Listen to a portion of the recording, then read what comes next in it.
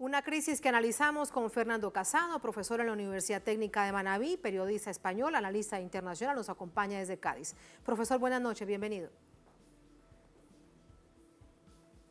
Hola Tatiana, ¿qué tal? ¿Cómo estás? Muchísimas gracias por la invitación y un saludo a toda la audiencia. A usted muchísimas gracias. Hay una crisis energética, profesor, lo veíamos en Italia, en Portugal, en Reino Unido, pero muy acentuada en España con facturas de electricidad. La gente dice que son impagables. ¿Qué es lo que está pasando? Bueno, estas son subidas históricas, ¿no? Y se están dando en la mayor parte de los países, si no en todos, de la Europa continental, sobre todo por la falta de oferta y la alta demanda del gas, pero probablemente esta escalada de precios es algo inusual y es algo que en este momento pues, está reduciendo de manera drástica también el poder adquisitivo de la población española y también provocando que en la mayor parte de las pequeñas empresas, las empresas que tienen menos de 10 trabajadores, pues también se esté bajando muchísimo la capacidad de competitividad de estas empresas y la capacidad de generación de beneficios porque estos exorbitados precios están de alguna manera tragándose esos posibles beneficios que tendrían estas empresas o el poder adquisitivo de la población española. Usted nos habla de pequeñas empresas. ¿Qué otros sectores se han visto realmente muy afectados por esta crisis energética? Bueno, en España además hay lo que se llama la pobreza energética y los llamados pobres energéticos, que se cuentan en varios millones.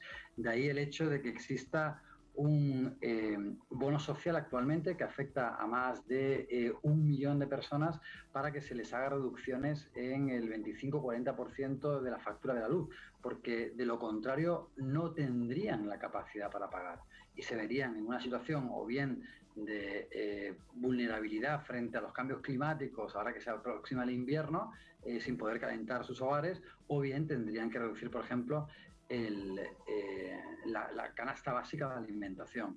Entonces, esto es un gran problema porque estas drásticas subidas dejan a muchas personas en la incapacidad real de poder pagar la cuenta de la luz, que es bastante impresionante si se piensa en que existe pobreza energética.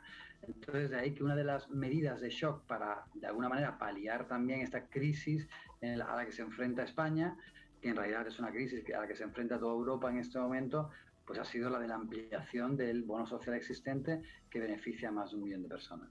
Y esta medida de la que usted nos habla, le pregunto, profesor, hace parte del decreto de emergencia que ha generado cólera en las empresas energéticas, el decreto de emergencia del presidente del gobierno, Pedro Sánchez. Es parte de las medidas que se han puesto en práctica por parte del gobierno, ¿no?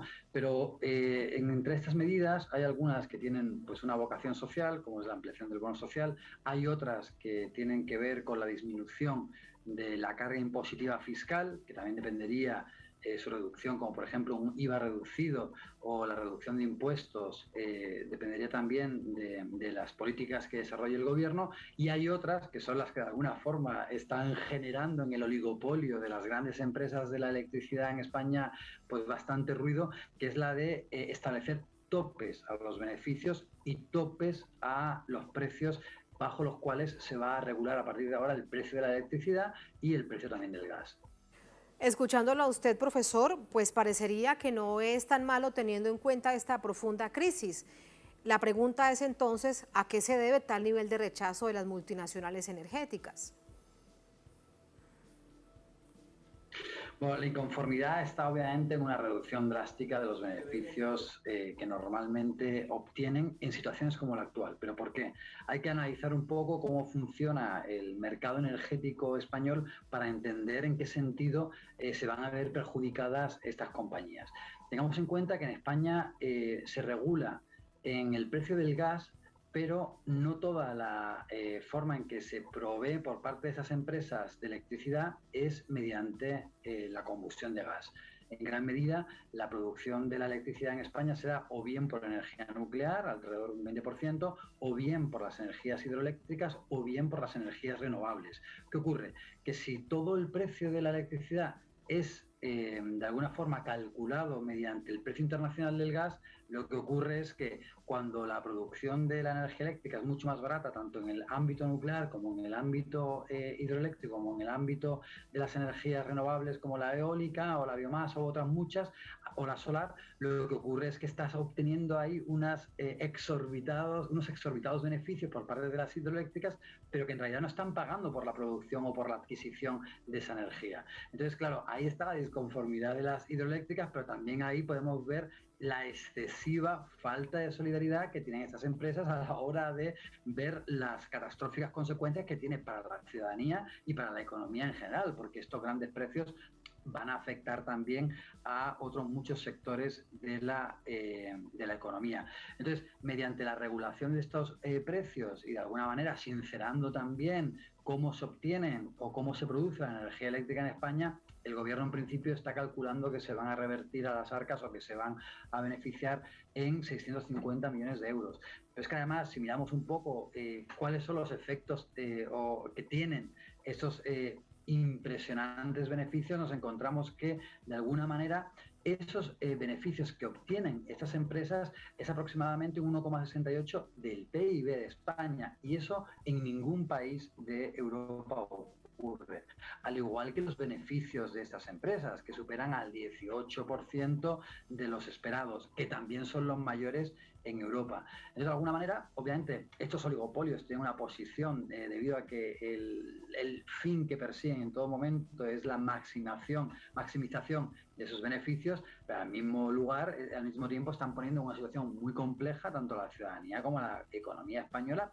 Y esto se extrapola al resto de los países de la Unión Europea, solo que quizás el ejemplo más grosero es el de España, porque es donde se obtienen mayores beneficios y donde también estas empresas tienen una mayor cuota del PIB, ¿no? Estos números, por ejemplo, en cuanto a los beneficios de estas empresas, no llega al 5, es poco más del 5% en países como Alemania, y la cuota que tienen el oligopolio de las compañías eléctricas en Alemania, pues es poco más del 0,3%, ¿no? Entonces, claro, son pues medidas o cifras mucho más asequibles de lo que es en España, en donde realmente pues están sacando una tajada excesiva que está perjudicando al resto. Con todo esto que usted nos dice, profesor, la pregunta necesaria es si lo que está haciendo el gobierno de Pedro Sánchez es un paño de agua tibia a un problema realmente estructural, a un problema muy profundo. Bueno, sin duda este es un problema estructural desde la privatización del sector eléctrico en España. Tengamos en cuenta que se iniciaron con los gobiernos de Felipe González y de José María Aznar a principios de los años 90, ¿no? En aquella fiebre neoliberal que se sufrió en los países occidentales y que también venía impulsado desde la Unión Europea en aras de una supuesta competitividad. Además, tengamos en cuenta que por las leyes de estas puertas giratorias, ambos ahora están en los consejos administrativos de estas empresas que forman el oligopolio español, ¿no? Por ejemplo, en Naturgy está Felipe González y José María Aznar en Endesa, ¿no? Y las otras dos que conformarían este gran oligopolio pues serían EDP y Iberdrola. Bien, sin duda eso es un tema estructural, ¿no? Que tiene mucho que ver en cómo hay una posición de privilegio dentro de un mercado por parte de un oligopolio que tiene tantísima fuerza como ocurre con estas grandes empresas, ¿no? Y también habrá que ver estas medidas cómo se ponen en la práctica, en funcionamiento, porque la queja de estas 4 grandes empresas es que al final van a, por ejemplo, hacer un cierre desordenado de las centrales nucleares porque ya no van a tener ningún tipo de beneficio en ese tipo de rubro, ¿no? Y también habrá que ver cómo se ponen en práctica, porque también hay pequeños competidores que podrían verse afectados y al final que haya una consecuencia perniciosa, haciendo que se agrande más todavía ese poder de ese oligopolio que tenga ya prácticamente ocupe la totalidad del mercado. Sin embargo, esto es un primer paso, ¿no? Esto es un primer paso que además ya está avalado por la propia Comisión Europea, es decir, la Comisión Europea también se ha dado cuenta que los Estados pues tienen cierto margen de maniobra y de soberanía a la hora de tratar de poner una serie de precios y de topes a los beneficios de las empresas en aras de no afectar otros sectores de la economía y en aras también de no pues pulverizar el poder adquisitivo de la ciudadanía, y probablemente esto sea emulado por otros países en la Unión Europea, lo que se espera que se haga para que no quede sola de alguna manera España y que por lo tanto pues también pues sea objeto de críticas que puedan tener un alto coste político y no solamente económico. Ahora, ¿son paños de agua fría? Pues seguramente sí. ¿Son paños de agua caliente? Perdón, pues seguramente sí. Primero porque la reducción, por ejemplo, de los impuestos que impulsa el gobierno, pues va a tener un efecto inmediato en la factura de la luz de los españoles, que probablemente pues se vean beneficiados en un 15% en su factura de la luz inmediatamente, y posteriormente, conforme se vayan aplicando el resto de las medidas, se habla de que se llegará a un 22%. Pero si viene ahora una situación muy incierta en cuanto a los precios del gas, precisamente porque se acerca el invierno en el hemisferio norte, porque hay también una alta volatilidad de este mercado y de estos combustibles, pues probablemente siga subiendo y que estas primeras regulaciones pues queden en nada en un mediano y largo plazo.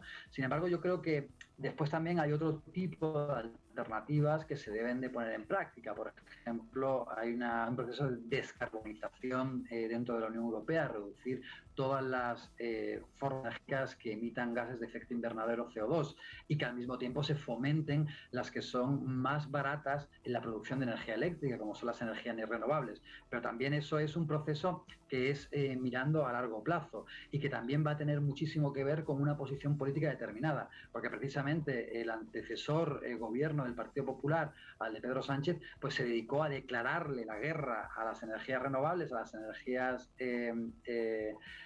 como la eólica o como la solar, precisamente para beneficiar la posición del mercado de las grandes productoras de energía que son este oligopolio del que hemos hablado, ¿no? Entonces, bueno, va a depender de hasta qué punto haya una estabilidad en estas medidas y hasta qué punto se logre poner freno a esa avaricia desbocada que normalmente tienen esos oligopolios y que no sea simplemente pues un gobierno del turno el que los vaya a poner en práctica, y que al mismo tiempo vayan acompañados de otro tipo de medidas estructurales que además no solamente sean tomadas en España, sino que haya un consenso en el resto de los países de la Unión Europea, dándose cuenta de cómo estas alzas excesivas pues pueden afectar no ya a la ciudadanía, que en algunas ocasiones vemos que las decisiones de los países de la Europa occidental pues poco tienen que ver con los intereses de la ciudadanía, pero por lo menos que puede tener un efecto dominó en otras áreas de la economía, y eso sí preocupa mucho más a países principalmente como el motor europeo, que sería Alemania. Y a propósito de la política, profesor, ¿cuál es su opinión sobre la reacción de la extrema derecha, en particular del Partido Popular?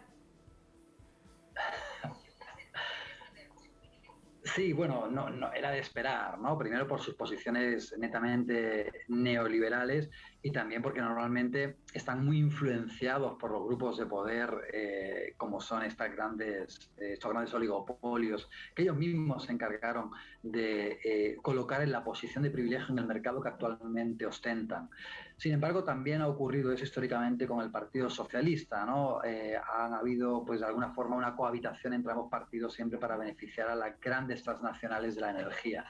Quizás por la posición de crisis que actualmente nos enfrentamos, y también el hecho de que haya un gobierno de coalición que siempre está recordándole al Partido Socialista, como ocurre con Unidas Podemos, que debe tener y poner en práctica medidas sociales, es por lo que hemos visto ahora un PSOE distinto en el que se están poniendo una serie de vetos a estas grandes transnacionales. Creo que en este caso le va a salir muy cara la jugada al Partido Popular. ¿Por qué? Porque han utilizado la misma retórica de siempre, ¿no? En este caso, pues, cosa curiosa, no se ha utilizado como referencia a Venezuela, se ha utilizado el peronismo, la utilización del peronismo como imagen para intentar atribuirle al Partido Socialista, y se ha hablado incluso de medidas confiscatorias por parte del Partido Popular en contra del Partido Socialista. Ahora, mientras que esa retórica en otras áreas menos vinculadas a la población y a la ciudadanía te pueden funcionar, cuando la ciudadanía vea que se le ha reducido la factura de la luz inmediatamente en un 15 o un 20%, pues van a ver el fiasco que constituye la oposición del Partido Popular a las medidas, ¿no? Entonces yo creo que en este caso el tiro les va a salir por la culata, pero porque el beneficio para la ciudadanía va a ser inmediato. Un tremendo golpe al bolsillo de la ciudadanía, sin duda. Profesor, gracias, muy buenas noches. Buenas noches y gracias por la invitación, Tatiana. Muchísimas gracias a usted.